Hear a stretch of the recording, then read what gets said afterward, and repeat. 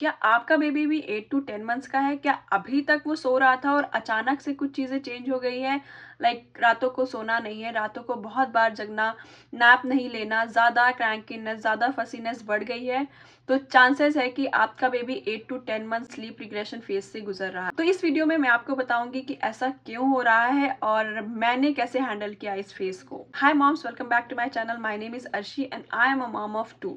So why it happens, ऐसा क्यों होता है 8 to 10 month sleep regression? So 8 to 10 months एक बहुत बड़ा माइलस्टोन होता है बच्चों की लाइफ में। तो इसमें बच्चे के साथ बहुत सारे चेंजेस हो रहे होते हैं। बच्चा क्रॉल कर रहा होता है, सपोर्ट लेके खड़ा होना सीख रहा होता है, टीथिंग फेज में होता है, उसको अब सेपरेशन एंजाइटी हो रही होती है। माँ जहाँ भी जाती है बच्चा पीछे पीछे जा रहा होता है। बच्चा माँ के साथ सो रहा होता है, अगर माँ उठ जाती है, मॉम उठ जाती है, तो बच्चा भी अचानक से उठ जाता है।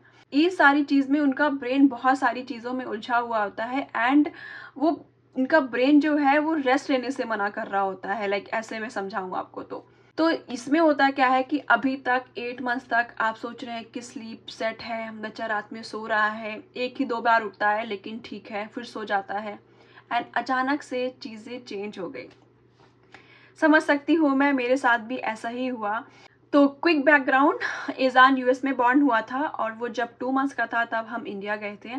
जब 4 मंथ्स का हुआ एजान, तो उसके साथ हुआ 4 मंथ स्लीप रिग्रेशन, जो कि बहुत ज़्यादा टफ था। इसकी मैंने एक वीडियो बनाई हुई है, उसका लिंक मैं आई बार में दे दूंगी। बहुत ज़्यादा टफ था, बहुत ज़्यादा लॉन्ग लास्टिंग था। और जब वो 6 मंथ्स का हुआ, हम यहाँ पे यूएस में आ गए और सडनली सब कुछ स्विच हो गया। एजान अच्छे से सोने लगा, एक पूरा रूटीन बन गया, सब सेट हो गया। मुझे लग रहा था कि मैं सिंगल हैंडली सब कुछ हैंडल कर सकती हूँ, मेरे पास एनर्जी आ रही थी, क्योंकि मैं रात को थोड़ा बेटर सोने लगी थी। तो मुझे उठना पड़ता था, बट फीड के बाद मैं भी सो जाती थी, एजान भी सो जाता था। लेकिन 8.5 मंथ्स पे कुछ चीज़ें चेंज हो गई। लाइक उसने अच्छे से सोना बंद कर दिया। वो सो जाता था टाइम पे, लेकिन इतने बार उठता था रात में, वो उठ के बैठ जाता था और रोने लगता था। तो मुझे लग रहा होता था कि फीड की वजह से उसे भूख लग रही होती थी, लेकिन मोस्ट ऑफ द टाइम उसको मिल्क नहीं चाहिए होता था, वो उसको पीना भी नहीं होता था। लेकिन जैसे ही मैं उसको होल्ड करती थी, फिर वो सो जाता था। मैं ट्राई करती थी फिर से उसे सुलाने का, वो थोड़ी देर सोता और फिर उठ जाता। तो फिर से मैंने रिसर्च वगैरह करी कि ये कितने बार स्लीप रिग्रेशन होता है। तो बच्चों को एक 4 मंथ्स पे होता है, जो कि सबसे ज़्यादा टफ होता है, लॉन्ग लास्टिंग होता है। फिर कुछ बच्चों को 6 मंथ्स पे होता है एंड फिर कुछ बच्चों को 8 to 10 मंथ्स पे होता है। आगे और भी है, 1 ईयर पे होता है, 1.5 ईयर पे होता है। लेकिन अभी एजान जो है ऑलमोस्ट 10 मंथ्स का होने वाला है और ये स्लीप रिग्रेशन उसके साथ चल रहा है और सब कुछ चेंज हो गया फिर से। लेकिन अगर मैं कंपेयर करूं 4 मंथ्स वाले स्लीप रिग्रेशन की, तो उतना ज़्यादा बुरा नहीं है। थोड़ा टफ है, रात को मुझे भी स्लीप नहीं मिल पा रही है, वो भी बार बार उठ जाता है। तो इसके क्या साइंस हैं जो इससे आप समझ सकते हो कि आपका बेबी भी 8 to 10 मंथ स्लीप रिग्रेशन से गुजर रहा है? पहले तो बच्चा अभी तक सो रहा था, लेकिन अब अचानक से बहुत बार उठता है। दूसरी चीज़, वो फीड के लिए नहीं उठता है, उसको पता नहीं क्या चाहिए, उसको कंफर्ट चाहिए और आपके पास रहना होता है। और कभी-कभी तो बच्चा जो है काफ़ी देर के लिए जग भी जाता है और सोता नहीं है। दूसरी चीज़, वो नैप लेने पे या फिर बेड टाइम में थोड़ा स्ट्रगल करते हैं, उनको सोना नहीं होता है। तीसरी चीज़ है कि उनकी फसीनेस बहुत बढ़ गई है, रात को बच्चे सो नहीं रहे हैं और दिन में भी वो क्रैंकिश काफ़ी हो रहे हैं। अभी तक ठीक था, लेकिन अब क्रैंकी हो रहे हैं।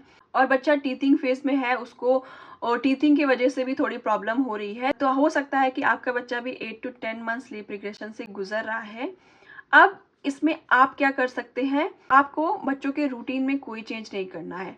अगर बच्चा थोड़ा स्ट्रगल कर रहा है कि उसको नहीं सोना है, लेकिन तब भी आप सुलाइए, क्योंकि बच्चा अगर ज़्यादा थकेगा तो ज़्यादा प्रॉब्लम होगी। थोड़ा टाइम ले रहा है सोने के लिए, आपको पेशेंस बनाए रखना है मॉम, बस पेशेंस पेशेंस। और मुझे पता है कि रात को जब आप सो नहीं रही हैं तो नेक्स्ट डे आपके अंदर एनर्जी नहीं है, बिल्कुल भी कुछ करने का मन नहीं करता, लेकिन ये एक फेज़ है जो कि निकल जाएगा।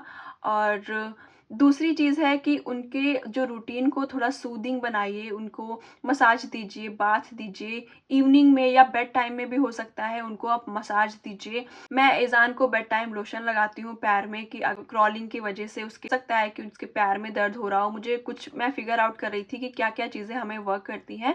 तो ईज़ान को मैं बेड टाइम लोशन देती हूँ, कभी मसाज कर देती हूँ और कंफर्टेबल क्लोथ्स डायपर चेंज करके, और डार्क रूम और थोड़ा ठंडा रूम, ये सब काफ़ी अच्छे से हमें वर्क करता है, जिसकी वजह से ईज़ान टाइम पे सो जाता है, लेकिन फिर रात में वो बहुत बार उठता है। तो आपको क्या करना है, बच्चे के रूटीन में कोई भी चेंज नहीं करना है। बच्चे के रूटीन को थोड़ा सूदिंग बनाइए, उनको मसाज दीजिए, बाथ दीजिए, कंफर्टेबल क्लोथ्स पहनाइए, रूम को डार्क रखिए और थोड़ा ठंडा, और जितना हो सके बच्चों को कंफर्ट देने का ट्राई कीजिए। मॉम, ये एक फेज़ है जो कि निकल जाएगा।